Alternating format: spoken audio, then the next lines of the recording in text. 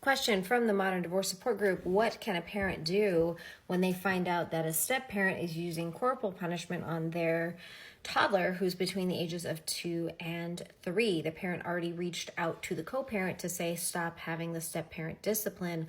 What can this parent do? Billy Tarasio, Arizona, family law attorney. This is probably not illegal, but I don't actually care. To me, this is unacceptable, and I have some personal experience with this. When I was going through my divorce 8 years ago, my youngest kids were 2 and 4 years old.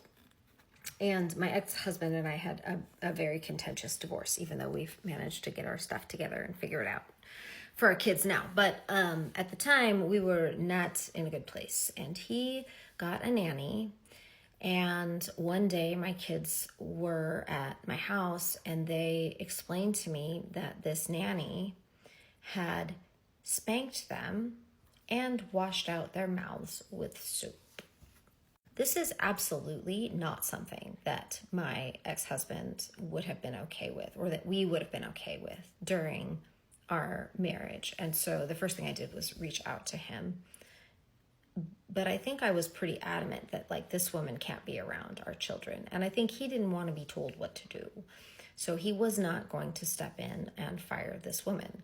And I was not going to allow her to be around my children again. So I think I had her cell phone for some reason. And I reached out to her and I let her to know that she was never, ever welcome to be around my children again. And if she came back, I would do whatever it takes to make sure that she would never, ever babysit in the state of Arizona again. Now, was that a little over the top? Probably yes. She didn't come back. So my kids were protected. This is going to be a little harder when you've got a step parent, but there is still a lot you can do. You can call DCS, who's going to do an investigation, and nobody wants DCS investigating their house, so it's probably going to change their behavior or influence their behavior.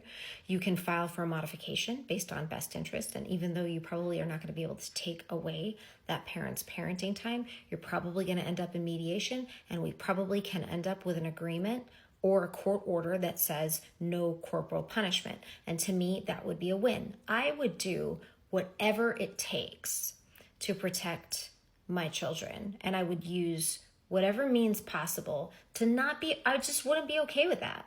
So a lot of attorneys are going to tell you, no, there's nothing you can do, but I just don't think that's true. There is a lot you can do when things are really, really bad for your kids. There are ways you can influence their situation at the other parent's house.